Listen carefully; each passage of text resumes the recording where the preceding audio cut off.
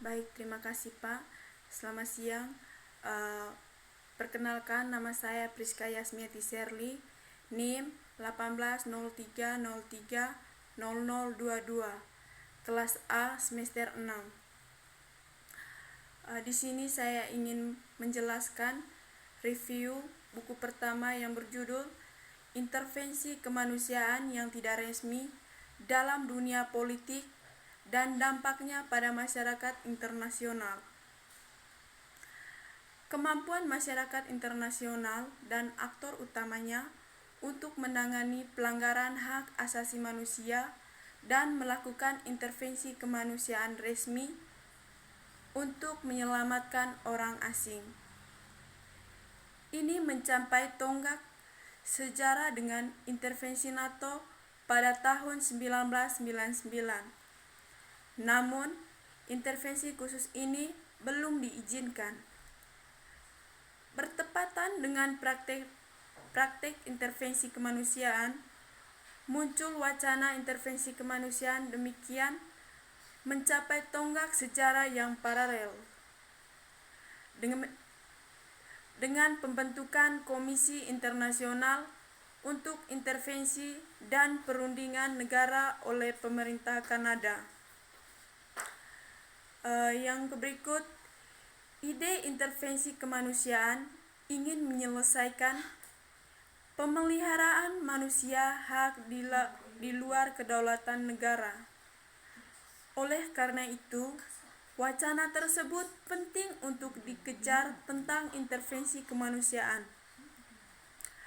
Wacana tentang legalitasnya kemungkinan untuk norma yang muncul, kepraktisannya, potensi bahaya yang ditimbulkan oleh gagasan ini, kehidupan manusia dan pengaruhnya terhadap tatanan internasional, serta hak asasi manusia pada umumnya terlepas dari kasus tertentu.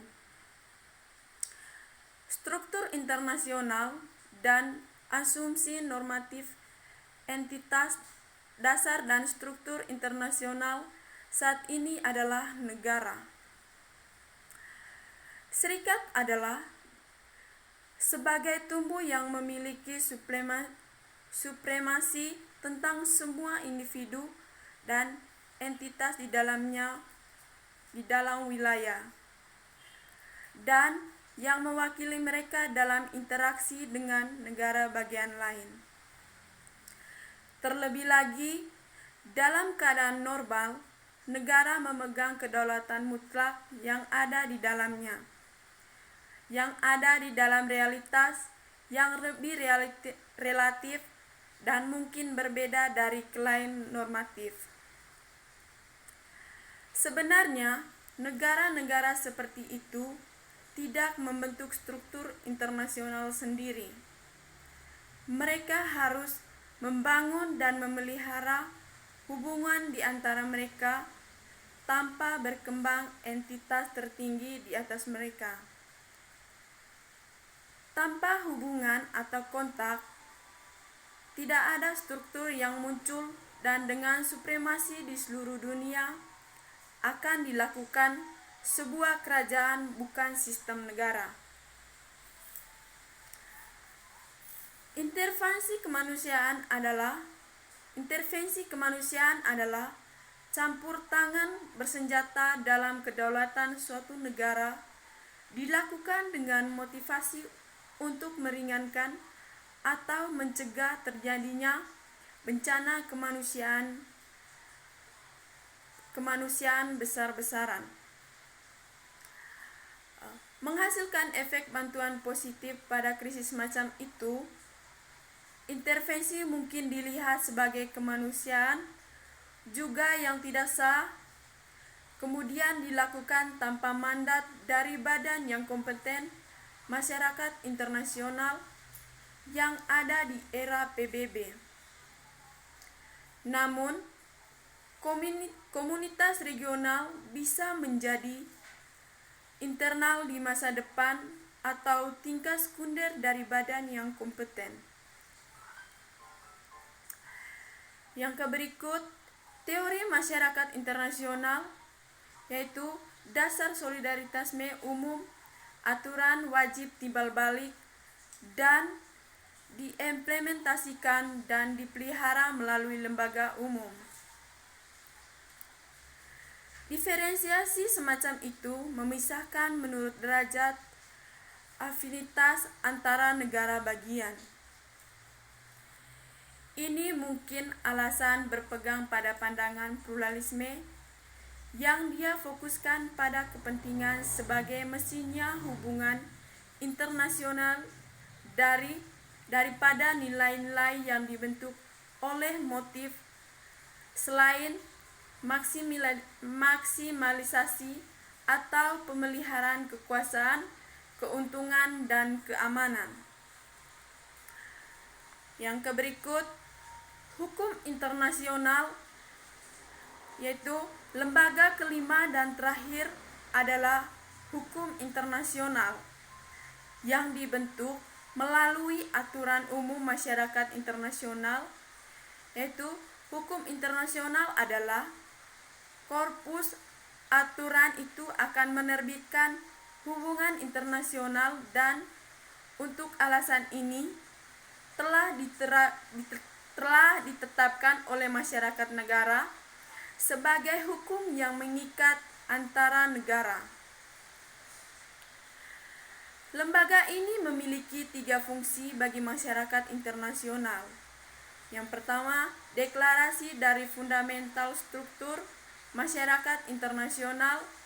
Yang berikut, kodifikasi hukum dan dasar-dasar eksistensi dan kerjasama, serta pembentukan kesepakatan bentuk dengan aturan umum tersebut.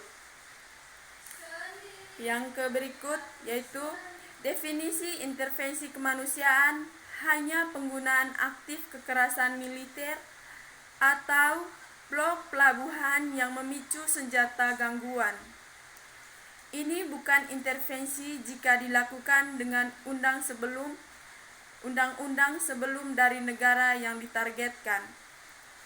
Seperti yang biasa terjadi dalam perang saudara, keadaan yang ditegaskan kekuasaan pemerintah ditantang atau dibatasi, atau tidak membatasi pemerintah untuk mengeluarkan undang-undang.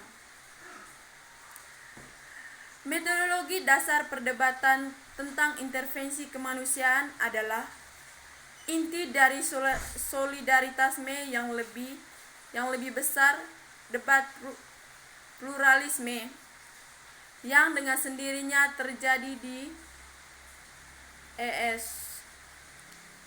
Sepertinya sudah jelas bahwa metode yang digunakan oleh para sarjana sangat bermanfaat untuk melakukan hal ini, yang seharusnya berkontribusi pada debat HI.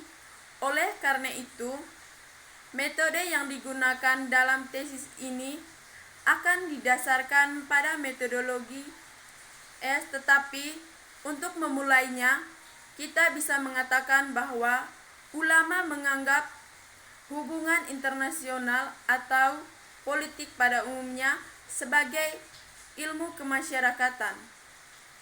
Ilmu yang bekerja dengan metodologi interpretatif, tidak seperti alami ilmu yang bekerja sebagai positivistik atau sekolah bahasa Inggris adalah salah satu bentuk klasik humanisme yang subjeknya adalah perilaku manusia.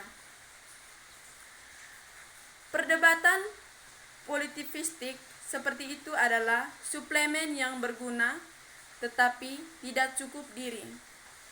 Seperti yang ditunjukkan, baik pendekatan hiperteoritis maupun belaka studi empiris telah menyebabkan jalan buntu di masa lalu. Empiricisme membutuhkan normatif dan akar teoritis yang memandu arah pelaksanaan empiris atau analitis. Suplemen positivistik dapat menunjukkan tren tertentu, tetapi untuk menggambarkan realitas sosial atau jika bidang sosial bisa menjadi realitas absolut. Terlebih lagi, perlu memperhatikan persepsi, interpretasi, dan asumsi negara tentang dunia sebenarnya. Dari hubungan internasional dan kode perilaku di dalam argumen kedua menentang metode politistik yang berlalu. Untuk kontribusi pada debat adalah masalah transfer dari teori untuk berlatih, yaitu ilmuwan dalam bidang ilmu politik serta interhubungan nasional harus diingat setidaknya sampai berapa titik bahwa kita tidak bekerja di Menara Gading kontribusi akan tetapi membantu politisi, diplomat, dan militer juga untuk menentukan dalam dunia politik. Ini berlaku untuk berbagai item yang dibahas di dalamnya, tetapi juga untuk itemnya perkembangan dan interaksi yang cukup unik dengan politik internasional praktis. Definisi intervensi kemanusiaan yang digunakan dalam tesis ini dengan kriteria campur tangan bersenjata, pelanggaran prinsip kedaulatan darurat kemanusiaan besar-besaran sebagai penyebab yang adil dan motivasi untuk memitigasi ini. Mungkin itu saja yang bisa saya jelaskan Pak. Sekian dan terima kasih.